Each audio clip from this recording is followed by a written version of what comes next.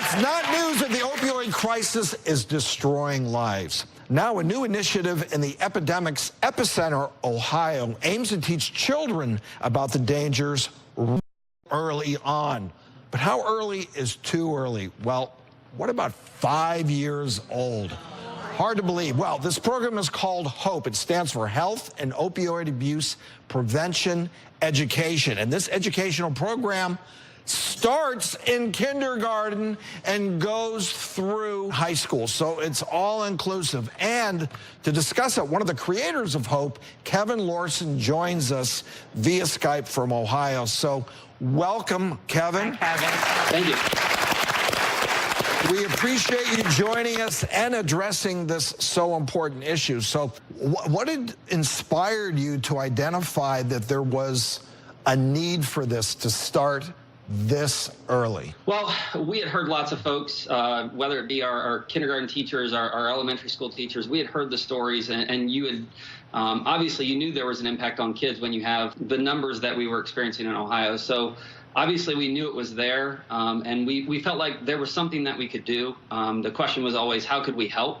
And so we went to work on the HOPE curriculum. The state was also recognized the need, so we were supported through a grant, and we got to work. And we put the curriculum together for K through 12 because we thought it was important to start early. Yeah, my first reaction, I have a 3.5-year-old and an 8-year-old, and I have a hard time understanding how I would need to or should start that conversation so young. I just don't think they have the maturity to comprehend what I'm talking about, and it seems like it would be very confusing and scary. So how does that work? How did you come to that age? It just seems so young. It does, but it's kind of a misconception that we don't really actually talk about opioids or drugs in the HOPE curriculum early on. Really, the kindergarten lessons, and I have a kindergartner myself, really just talk about healthy choices and who are trusted adults and some of the basic decisions that we would make in terms of, what is a healthy choice? What should I do when I need help taking medicine? Well, I'm always going to take medicine from a trusted adult. It's kind of a misnomer to say that it's a drug education program. It's really focused on healthy choices, and so we help to reduce that stress or stigma that parents might feel about teaching this to kids that might be in kindergarten. And then I guess as the age groups advance, then you change the curriculum, so to speak, a little bit, identifying what opiates look like, what different pills look like, what paraphernalia looks like, et cetera. You're right. We really focus on the skills to make those healthy choices, and so those skills kind of stay the same from almost K through 12, but it's how you implement those. And like you said, our knowledge has to be a little bit more advanced the older that we get, because we're presented with some of those opportunities, I guess, to execute those healthy choices. And so you're spot on, but the skills are consistent. We want to make healthy choices and demonstrate decision-making skills. We want to use our communication skills to either ask for help or to, refuse to do something that might be unhealthy. So you're spot on. You were there, Anita. You were there in Ohio. You were boots on the ground. Yeah. You went for the show in identifying and doing an expose on that opioid crisis. At least stilettos on the ground. Yeah.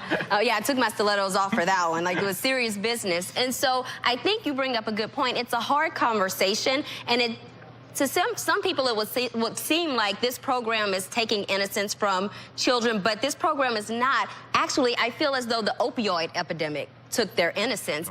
And sometimes when we are thinking about ways where we can combat this epidemic and we're thinking about the adults and what we can do to intervene, we unintentionally forget that there may be a little boy or a little girl standing in the corner crying because they found mommy or daddy lying on the ground, or they may be put in situations where they see pills or needles, and they have to know what to do in that particular situation. So it is very sad that some populations have to have this conversation, and I think when people are in environments where this conversation isn't needed for their kid, they can't really comprehend how a parent would feel when that conversation is needed. And so I want to thank you for developing this program. I'm very sad that your services are needed, but I think they definitely are. But you're on the front lines. I want to ask you, do you feel as though this problem is going to get worse before it gets better? Where do you see this going in the near future?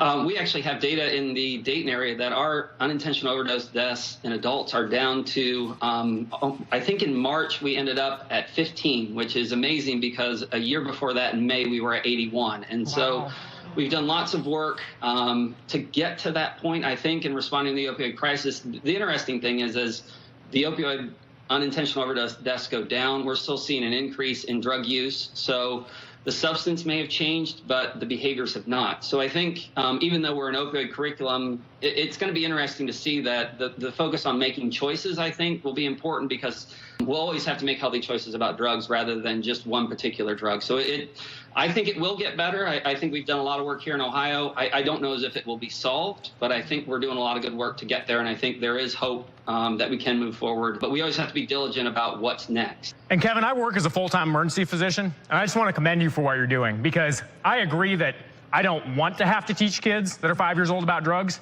but unfortunately I see it. They're affected. I see, 2 weeks ago, I had a mom that was high on opioids roll a car with 3 kids in it.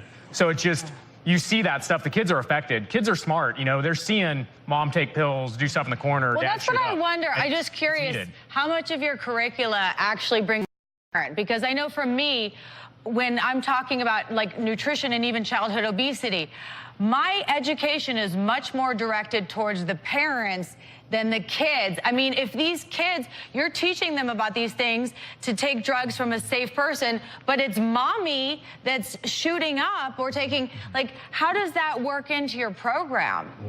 Well, a couple of things to address there. Number one, I think parent education is the key, and I think schools know that. The curriculum's designed for teachers, and so our main focus is on teachers, but at the same time, we're talking to schools about building supports, whether that's a parent education night, whether that's connecting with parents, whether that's doing some outreach before and after school with kids and providing supports there. So I agree with you, parent education is going to be key. I think the other piece with this, and it was the question before too, this trauma piece, that empowering teachers and schools to be able to respond, we know it's there, and we didn't really know what to do to empower our kids to be different or to stand out or to be ready to make healthy choices and try to overcome what might be going on in their families or in their community. So we think HOPE gives them some key concepts and principles that they can share both with their kids or with their students, and then also with their parents outside about medication safety, about drug prevention, and about making healthy choices. Well, Kevin, great work. We are so impressed with what you're doing. It is all about education. Yes, it's the parents. I think the kids need to be educated too on all the fronts, so keep up the great work.